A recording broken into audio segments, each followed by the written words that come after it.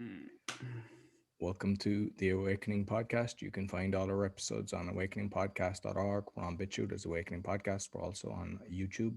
I also have the Speaking Podcast, the Meditation Podcast, and the Learn Polish Podcast, and all can be found on freedombroadcasters.com.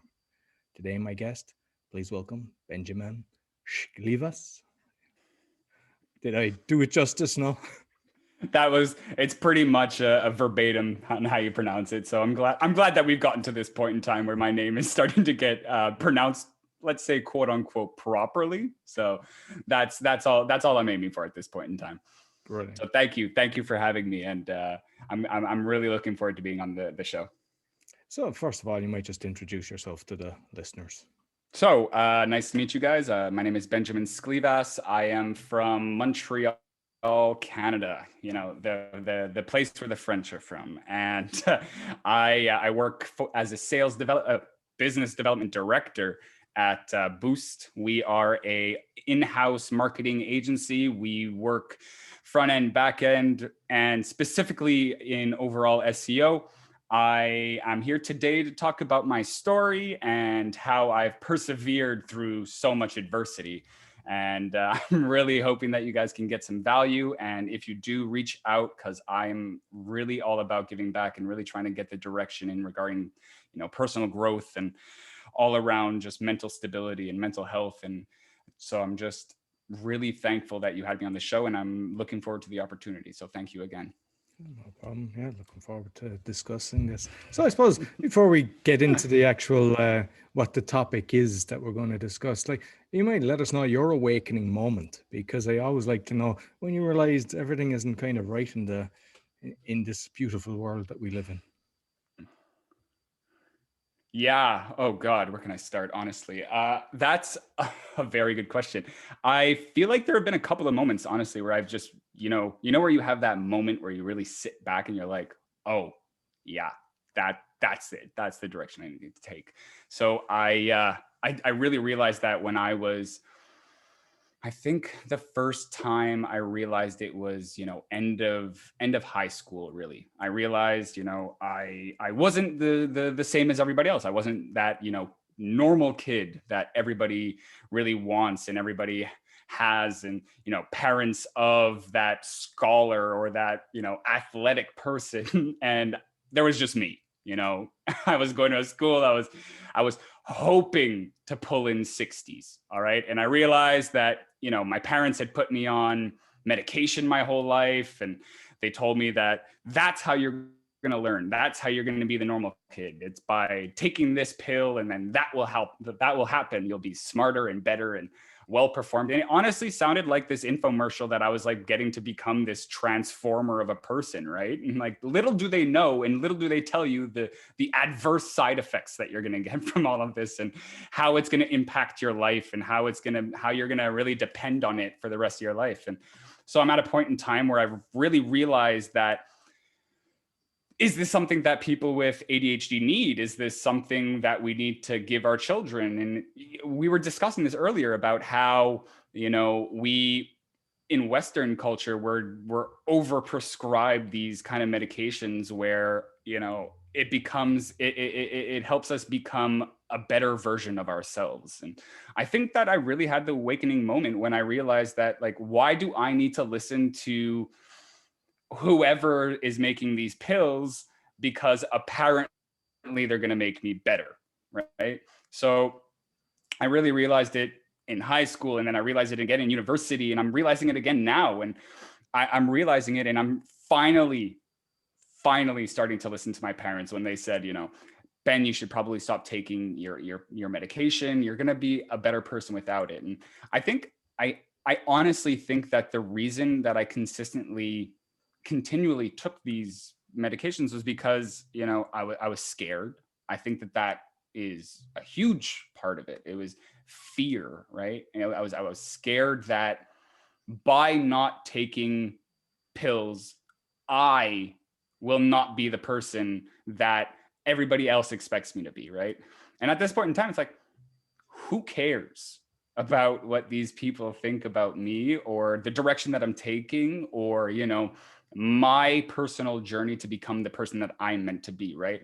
And I'm not going to lie, I I still take these pills to this day. I took one this morning. I looked at that little pill bottle, and I was like, "Is today going to be the day where I stop?" I don't think so. You know, and And what age so were you when you started, when they put you on the medication? oh, I know that I got tested or assessed. That's the word that they used. I know that I got assessed by grade 7. So maybe 12, 13 years old. That's when I got assessed. And that's when I realized that I was different. You know, I was hyperactive, and I was impulsive, and I was loud and obnoxious, and you know, that whole bag of goodies that comes along with that aspect of life. So I probably started taking around, I would say 14, 15. That's when I first started taking it. And I realized, these side effects were absolutely horrendous. I wasn't able to sleep. I wasn't able to eat. I didn't feel like myself anymore. It was more these monotonous robotic motions that my body felt were what I was supposed to do. And then I also took a break for about probably 2 years in CEGEP, which is grade 4, 13, 12 and 13. There we go. And I realized that this wasn't for me. And then once I started university again, I'm like, oh, this is the big leagues, right? I need to take my medication. I need to be on my A game, because I felt like I wasn't good enough for university, right? I was trying to prove something to myself. I was trying to prove to myself that by finishing university, by getting that degree, then I will finally amount to something in my mind, personally for myself, right?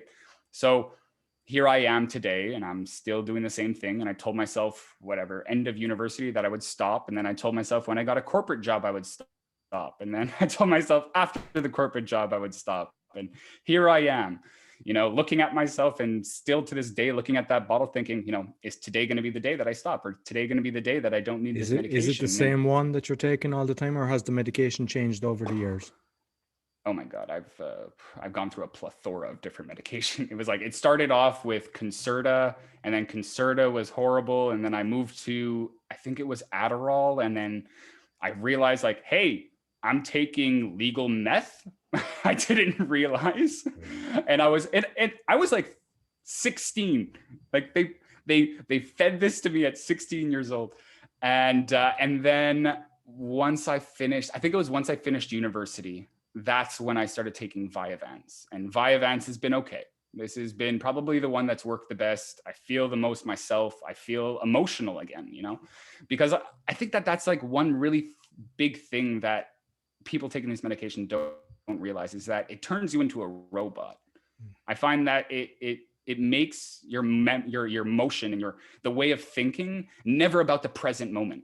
You're never thinking, oh, this is what I'm going to do now. It's always, what do I do tomorrow? What do I do the day after? What can I do now to affect the future of my life?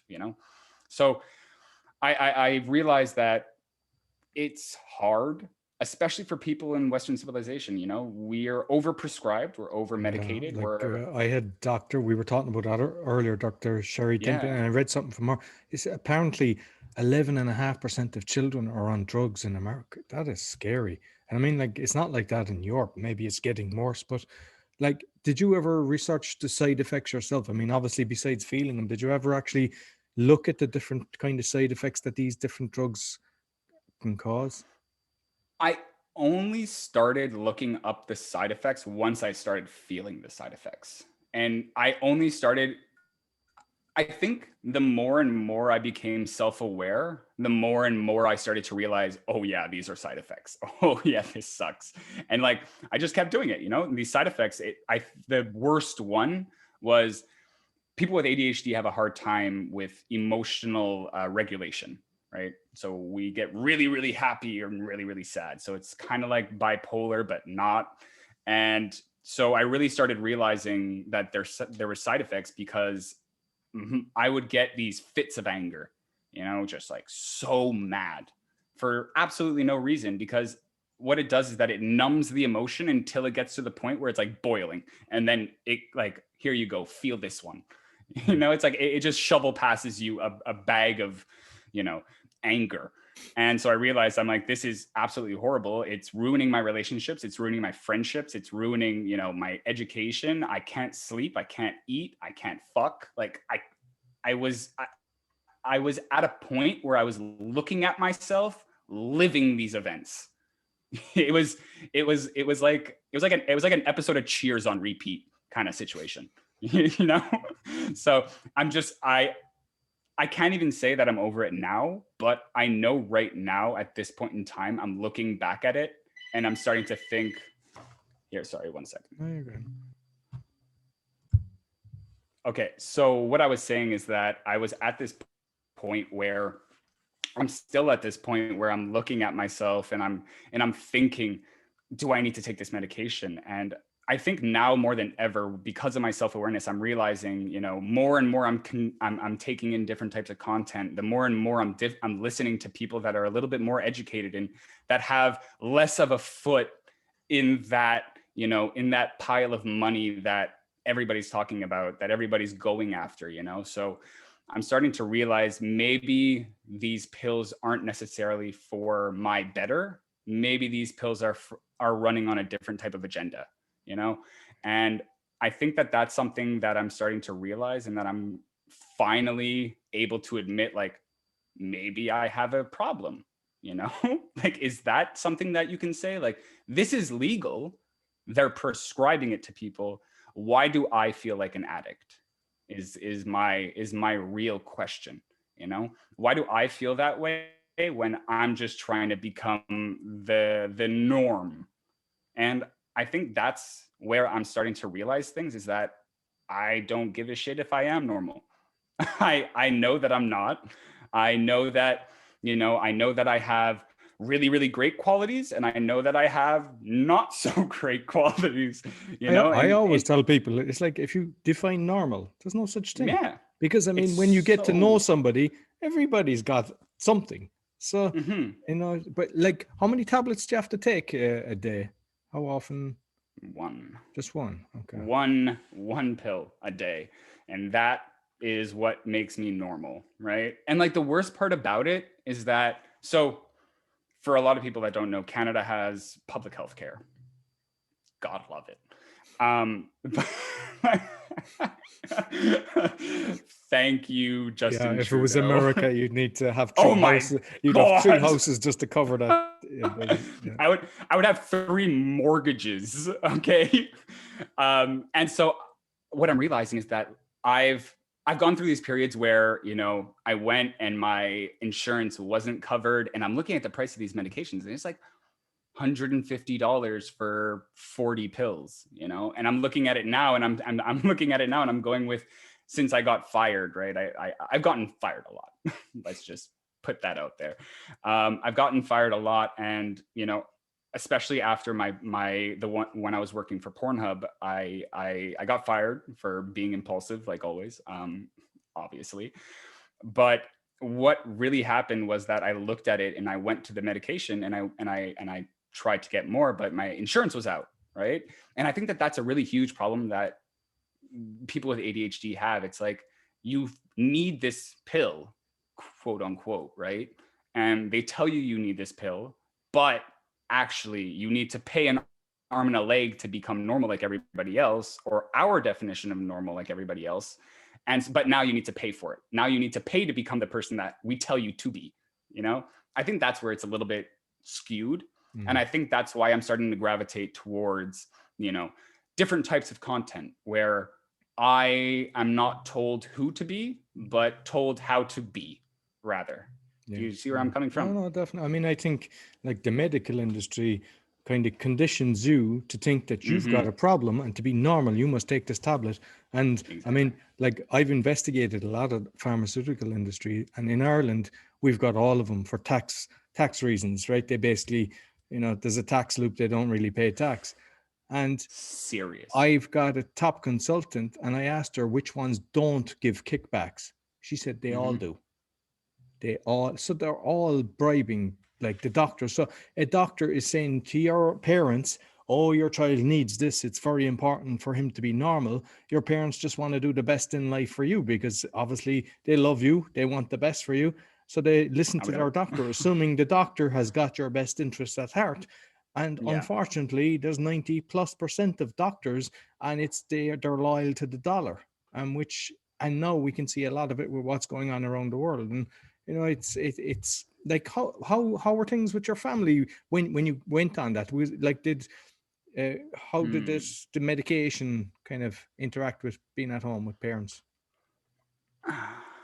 So the thing about that, it's really dependent on, what part of my life I was on. But I know for a fact that it affected me in a way. So previously I stated that I got really angry a lot, right? And I think that played a huge part in a lot of my life. But I'm not going to blame it on one type of medication. I know that there was this I know that we have, and I say we, I mean people with ADHD. I know that we have a lot of issues with emotional regulation. That I completely understand. But I feel like the medication is like a gaslight. So it just pumps you to the brakes, and that's where it really affects you. And I think that because of those conjoining together with one another, it created a little bit of a hostile environment for my parents. And I I know for a fact that me, my brother, and my sister were not easy to get along with. Like I praise my parents for the work that they did on us. And I know that they think, sometimes they think that they didn't do their job, or that they didn't try hard enough, or they didn't give enough, or XYZ, like most parents do, right? And I'm at a point where I see my parents not as a parental figure anymore, but more so, I wouldn't say friend, but somebody I look up to, and somebody that I look forward to discussing with. And I was speaking to my parents about it, and I speak to my sister and my brother about it, and how we interacted with each other, and how so mean we were with one another. And I'm just starting to say my apologies now. So I know that I personally was not an angel. If anything, closer to the other one. You know what I mean? Well, um, your brothers and sister, were they on medication, or was it just yourself? my brother was. My sister was never formally on medication. But a lot of my brother stopped taking it. So that gives me hope, because I feel like I had it a little bit worse. I do have dyslexia at the same time. So that does play a part in everything. And, my brain is like all over the place, to be completely honest. But I'm now at a point where I can say, like, I did I did do really bad with my parents, and I apologize for the things that I've done, but they shaped me being who I am today. And I think that that's honestly like one of the most important things. And I also think that without realizing how bad some of this medication is for people, I also think that some people do need it. I think that some people have ADHD to a point where they literally cannot function. They can't get out of bed. They can't do XYZ. But I think that there are so many tools that people are not talking about. Like, there's so many tools that we can utilize to our advantage to be able to go on a day without taking medication. Like, I've been practicing yoga and meditation for, I want to say, 3 years now, almost every day. And I think that meditation and yoga have played such an important and crucial role in me being able to, instead of reacting to something that happens right away, I can just sit back, look at the situation that's happening in front of me, realize that I'm feeling a certain way towards that situation, and then say, I'm just going to take a breath, and I'm going to breathe into it, accept the feeling, and then just move forward with my actions, rather than before, where I would have instantaneously, like, snapped Yeah. and gone. Like, I would see red. And I think that because of meditation and yoga, because of reading, because of all of these different things that I can attribute to becoming a better person, and to becoming, who people that meditate are in, I want to be part of that community. That's where I started by thinking. It's like, I want to be part of that community. I didn't think, oh, X and Y equals me not needing medication anymore. It was like, I need this for my mental. This is exactly what's going to help my mental. And in retrospect, I'm looking back at it and I'm thinking, wow, this has really helped me in the long run. It wasn't, I mean, don't get me wrong. It didn't happen after one 10-minute meditation session. And which It is took, important, because I often ask people, did you ever try yoga? I tried it once and I kind of go, that's like eating once, you know, you oh just, my God. yeah, you It was have like, to, like but you my become ex-girlfriend. totally I'm telling present, you know, it makes you present, because I understand with the anger thing, because, you know, and you. plus you're thinking, your head is doing 90, so you're thinking of the future of that current reaction.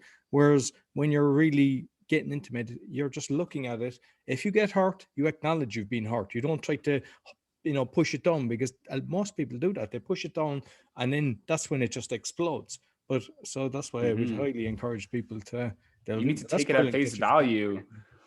And you really, it wasn't my idea.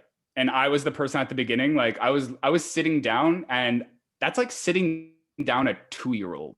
All right.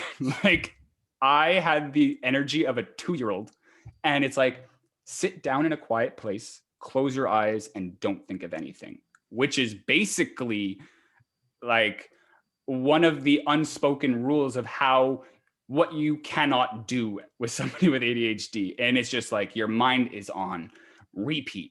All of the situations that have happened in the past, the present, the future, and you're thinking and thinking and thinking. And now I can look at things and slow down.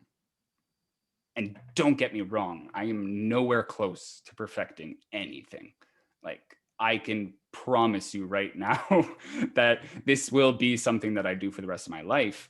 But I think that I'm not doing it for the fact that I feel better about the way I'm reacting with my ADHD. But I think that I think more so than anything, it's helped me with gratitude, with gratitude and appreciation, right? And really having a different perspective on things, right? Like you've heard the whole notion of like the cars that are going on the street. You know, you just sit down on the side and you're just looking at the cars pass, and you're not actually focusing on one specific car.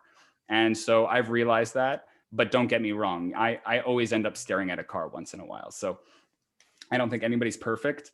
I don't think anybody's gotten, you know, what they're specifically looking for from it. But I think that 2, 3, 4 years in the future, I can look back and say like, wow, at that 3-year mark, you know, look what I did and look where I am now. So I think that it's really given me the opportunity to be able to learn from myself, to grow, and really to look at myself objectively rather than thinking that I'm the protagonist of this story we call life, you know? And I think that that's super important. It's just that not taking yourself too seriously. And, you know, because like, let's be realistic, I'm a fucking joke. Yeah, I laugh at myself a lot, and I think that that's really the most important thing. Definitely. No, I think we all have to do that. And I don't know about you, but what I found is by meditating, it's like time slows down. So I am way more productive since I meditate. You know, you're really focused. You don't be hopping around the place with different things, you know, because your head can be thinking what you're going to do next, what's the whole plan for the day and everything. But when you're meditating, and like you mentioned about being grateful, I mean, I go through that. I go through a little process in my head. One is forgiveness, which is like like, especially for yourself, you have to forgive yourself, because, you know, you've admitted to your parents, listen, I know I've been, but you can't be beating yourself up. That was then. This is now. You're acknowledging it. And, Yeah, you know, your parents aren't going to, you know, hate you for that. Like, they're grateful that you're able to actually, you know, acknowledge that it was a difficult situation. And all they want is, yeah. you know, to get better, you know, constantly. And I think that was another point of my like awakening, right? It was really when I started doing a lot more meditation, I started realizing like, oh man, like I was not the person that I'm supposed to be. I was so serious about everything. I took everything and I instinctually reacted, like instantaneously almost. It's like as soon as something either negative or positive towards me came, I would react negatively. And I think that now more so than ever, I can realize, you know, like, wow, I'm starting, the way that I was so far from who I should be. And I think that there's so much pressure put on us like especially, Gen X and Gen Z and millennials and so on and so forth. I think that there's so much pressure on us that it, especially in Western culture, I think that the pressure to perform and the pressure to succeed and to be perfect or, perfect, I think that has helped and facilitated this room for, so much negativity. I think that the pressure from external factors is really limiting our growth, because in reality we're the entrepreneurs, we're the pioneers, we're the people that are supposed to be taking the culture and the community to the next stage, right? And I think that all of this external pressure from, the government and the education board and, big pharma, like with the medication, for God's sakes, I think that their agenda is not lined up with our personal agenda. And I think that the concept of perfection and success and happiness is an internal thing, and we're listening to external factors, trying to realize, like, am I going to listen to my heart, or am I going to listen to my head, or am I going to listen to external? Like, what am I doing? Where do I fit in? And I think that concept of, like, where do I fit, that question really is like the nut of what it means to find yourself, right? And I mean, I think that a lot of people have a lifetime of learning before they can say, like, oh, I know where I fucked up. Sorry, I don't know if we're allowed swearing or not. I mark it explicitly. I want people just be as you are. Great. Yeah. I haven't dropped that many F-bombs. Anyways, back to the story. So what ended up happening was that I think that the concept of finding true meaning and finding your balance and, finding what makes you happy is so important to personal growth and to accepting what to listen to and who to listen to. And like you said previously, that whole concept of self-love is so important. Like it was an awakening for me. I didn't have any self-love for myself. I didn't think I was normal. I hated the fact that I wasn't normal. I loathed the fact that in university, I had to work harder than everybody else to get to the same spot. Like, I was in the library, honestly, at the end of it, like 10 hours a day. And I was still pushing 60s. Like, I was having issues, but I realized that when I started doing meditation and when I started doing yoga and when I started reading more philosophical, esoteric teachings, that, perfection is like very subjective. Perfection and success and happiness, it's all subjective. Do whatever floats your boat. What I'm trying to do at this point in time is trying to give back, because I felt like I've taken so much that right now I feel like the universe is kind of guiding me in this way where I'm supposed to be giving back and giving value and doing whatever I can to make sure that people don't feel alone or don't feel like they are the only ones in this boat, because, there are communities, there are tools, there are other ways to do things where you don't have to be in my boat, where you wake up every morning thinking like, oh, is this the last pill I'm going to take? Because realistically, that's not a way that you want to live or should live, really, right?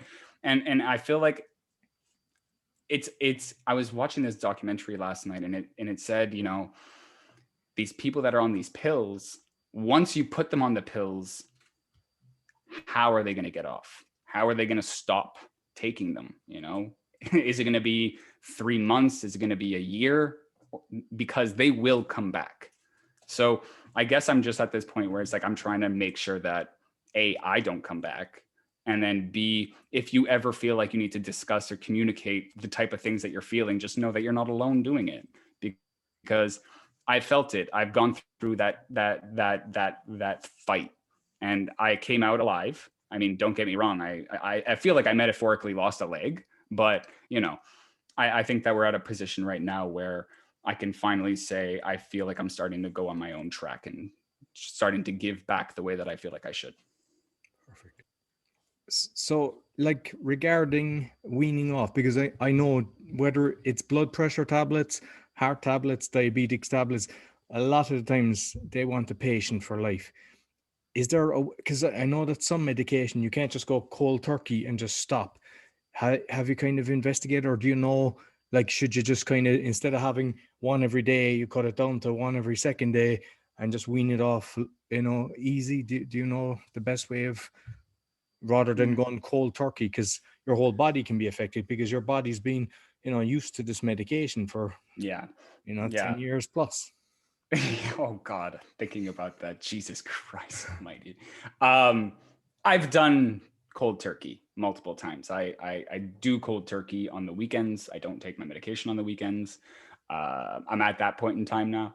I think more so than anything, the going cold turkey sucks.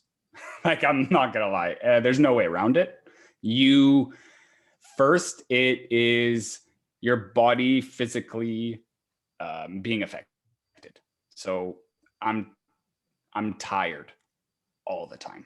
So I mean, like, tired. I wake up at 10 and I go to bed at 8 because I have zero energy. Don't even ask me to go outside. Don't ask me to go outside. Don't ask me to do anything for like minimum 5 days. 5 days minimum.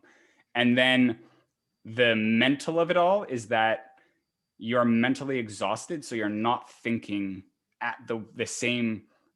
Yeah, you feel like you're not firing in all cylinders. Yeah, it's like, imagine driving a Ferrari and then going to like a 93 Civic.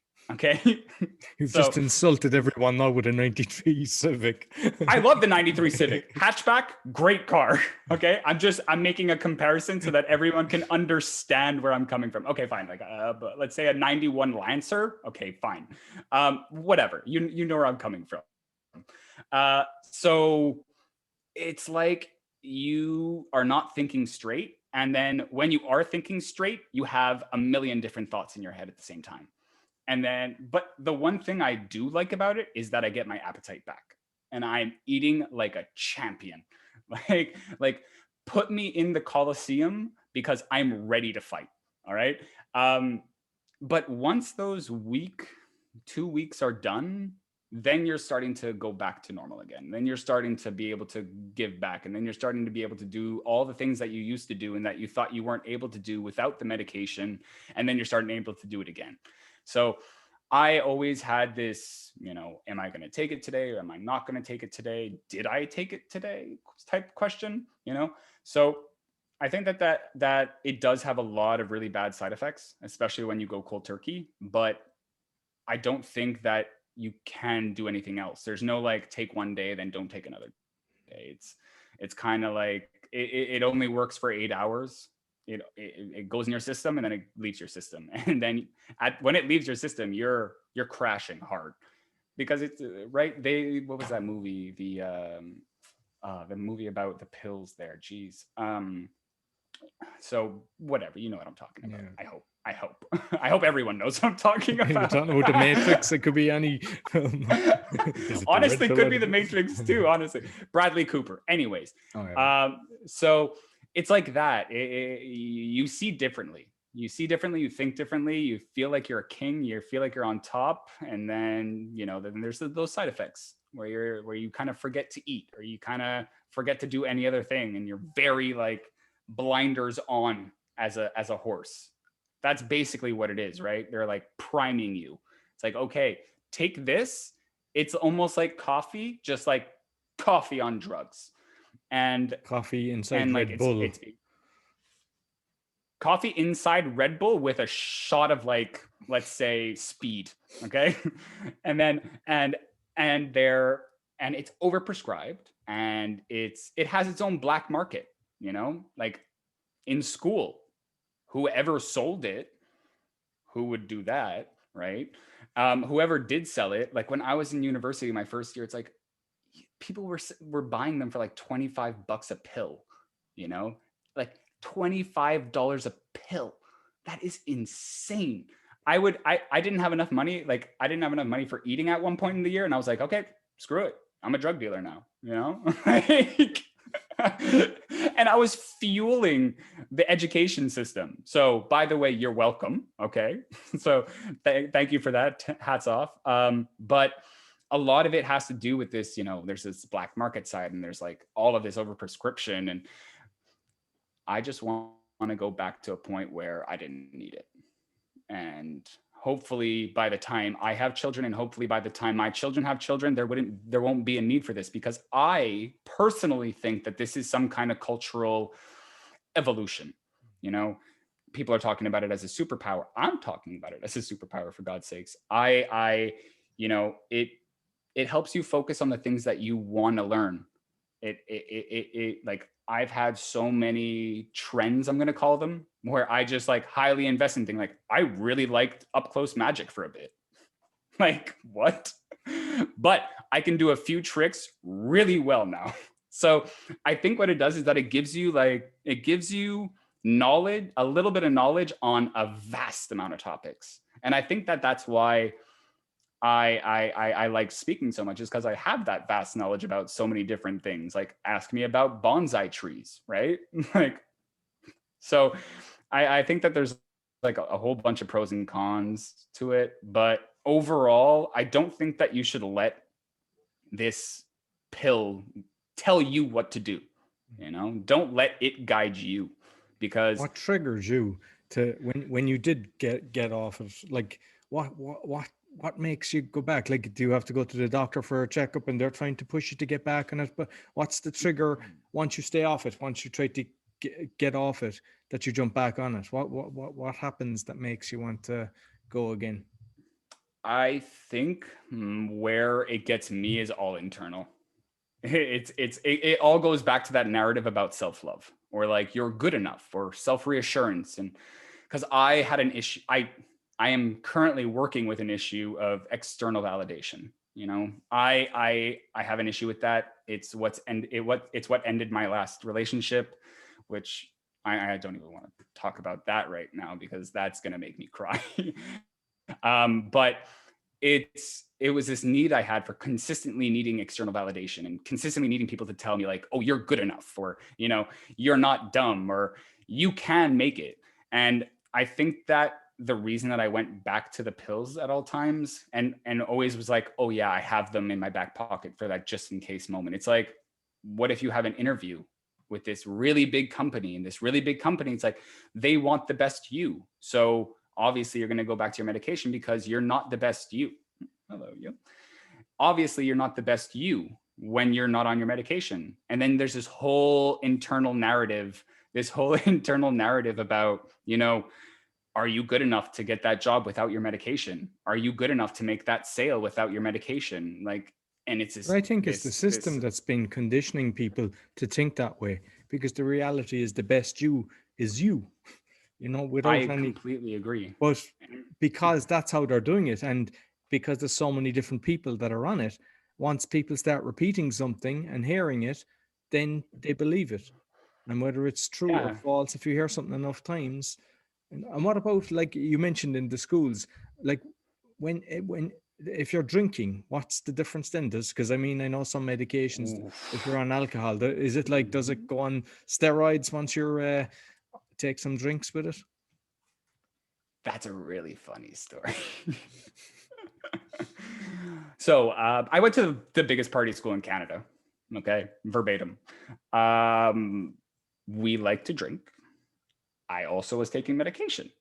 What happened was that I remember specifically this one story. And if any of you know this event called Bunny Hop, amazing time. I was the leader. So me and my friend Alexa, we were the leaders of this group of 50 kids, maybe more, honestly, at this point. The night's a little bit blurry. So we were in charge of these 50 kids, and I would say 6 shots in, everything after that is just black. And I woke up and there was somebody next to me. Like, it was a whole ordeal. You black out really quick. Yeah. So I don't recommend doing it together, but I I'm not going to blame a student for drinking if he's on medication, especially since 1 in 4 are on it. Like, Yeah, it is that's just a scary. recipe for disaster. Yeah. Just like call the drunk tank, make sure that your friend's in there, because like it gets a little bit out of control. It gets a little bit, yeah, let's say out of control. And Yeah, have that's a you good way to looked put at it. kind of alternative natural like THC or something like that can work to kind of help, like if you've got the ADHD that you're not so hyper? Have you looked at alternatives, or do people investigate that? What's the best way instead of going the I have looked pharmaceutical into drugs? so many. I've looked at so many alternatives. I do smoke weed. Let's just throw that out there. I do smoke weed. The weed, not really my cup of tea in regards to helping the ADHD, but it's really, really good for other things like my anxiety and my stress. I think it really helps with that. My creativity, amazing. What I've personally experimented with is microdosing. That is a lot of fun, a lot of insight, because it gives you insight on who you're supposed to be, and it gives you better perspective on yourself and others and your greater community. And not only is it a really fun time where you get to connect with other people, but at the same time it really helps answer some questions that you currently are asking yourself. So I found that I dropped acid. I think it was 2 weeks ago. I dropped it with my best friend, and we had an amazing time. I got out of it. I recollected from the night before, the day that we took acid, and I looked back with a completely different mindset. It was like this veil was off of me, and I was focused, and I didn't take my medication the next day, and everything was so clear. Everything was so clear, and I was happy, and I was able to work on exactly what I needed to work on. I had the creativity side. I had this aspect where I was looking at things differently, like I do on my medication. And so, yeah, I have experimented with a lot of different things. And honestly, what works for me the most, I think, is that microdosing thing. I think that microdosing psilocybin, I think that microdosing LSD, I think that microdosing MDMA, I think they all have their fit, right? Like, psilocybin's been around for thousands of years, and people are using it for depression and PTSD and anxiety and ADHD. And there's companies like MindMed and Nova and all of these different companies that are starting to really put experiments into work so that people can benefit. So like people like me can benefit from their medical uses rather than just their recreational uses. And I think that people have this really this skewed perception of these drugs, but they don't have them for like meth. Like, where does that come from, right? So I guess what I'm trying to say is do your own research, figure out what works for you, because it really is about you, how you react to certain drugs and how you react to certain pills and how you react to external stimuli. It's all about you, where you fit, what you feel good doing. So like if meditation is enough, then go ahead, meditate, like that's awesome. It personally didn't work just for me. Have you tried breath work? Have you? I was doing breath work yesterday, actually. That's really funny that you mentioned that. I was watching a couple of videos. Wim Hof. I was watching. Yeah, Wim I've Hof. done a nice bath with Wim Hof. He's a. Hey, if you want to point him my way, like I am so interested, especially with I was doing this breath work where it put in DMT into your system, where you are doing the 30 seconds in and out, and then hold for a minute, and then in and out, and then hold for 30 seconds. And at the end of it, wow, I felt light. I felt good, and I do breathing techniques when I take cold showers. It's definitely something that I want to look more into, because just like within the last year or so, I found that there have been so many amazing qualities and benefits that come from it. So I mean, I'm always interested in hearing about different types of tools that people use and different types of manners and fashions that people, you know, take from. So I'm always open to hearing about new opportunities. Yeah. No, I've done about, I don't know, 5 or 6 different types. Soma Brett, and like the founder of that, Naraj, Mm-hmm. like that's on one of my websites. Actually, you'd see some of the details. But what I've seen is, I've been in rooms where people do the breath work. A lot of the time they get release. They start Mm-hmm. traumas get released, and they start, understanding what it is that caused such a thing. And you can Because I change heard that you can overnight. get like visions almost I've got like that. visions. I have got visions. Totally Like I sober, heard that you just just on go breath work, somewhere and I else. got, yeah. So like that's why I would encourage. But I I think you need to have a facilitator to, Oh yeah, of course. Yeah, yeah, yeah, yeah, yeah. you can try it online maybe, but I think it's better for the first few times to have somebody that's with you, making sure you're okay, and just going through the whole process. But it's I think it's something. the same thing for ayahuasca, Have honestly. you Like tried ayahuasca? Have you? no, not yet. I don't think I'm ready for it yet, but I know that I want to try it. I Yeah. just don't think that I have that question yet, because my CEO and my stepfather, Mark Elliott, took ayahuasca, had a vision in mind going into it. One of my best friends did ayahuasca in Peru, had a vision going into it, and came out with it with more knowledge about themselves.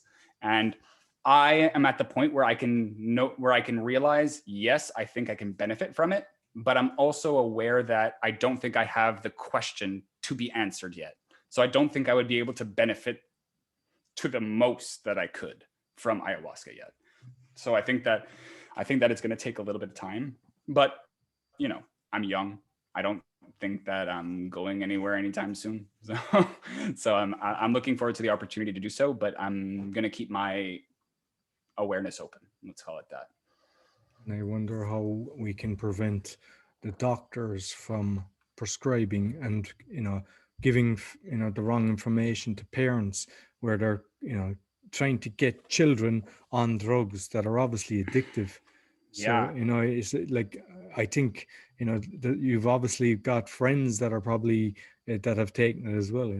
I think if you can come together and just form something that's against that and We exposing do. the addiction, and that can prevent maybe create the awareness with other parents, instead of, because unfortunately everybody, like, there's a very high percentage of people, they just trust the medical industry, they trust the doctors, they don't investigate it to realize how corrupt it is, how corrupt, like the FDA, which approves the drugs, they They don't get realize paid to the prescribe it. pharmaceutical industry pays them, the CDC pays Like them. what?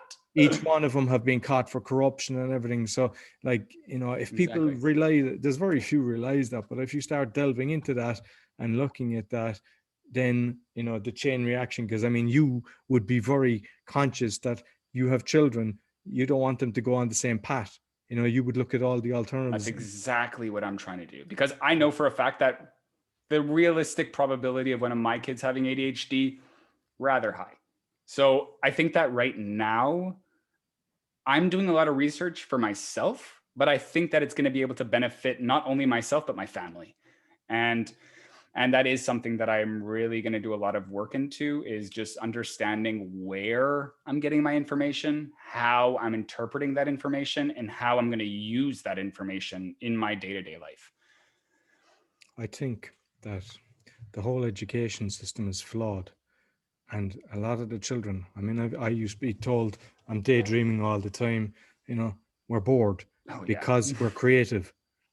And by I didn't being know that was creative, bad. they want you to be compliant. They want you to sit, put your finger up to your mouth, cross your hands when you're younger, and just do study. They give you homework that you're there and you're not releasing the energy by playing. And it's the education Being system. tactile, Yeah, like building, yeah.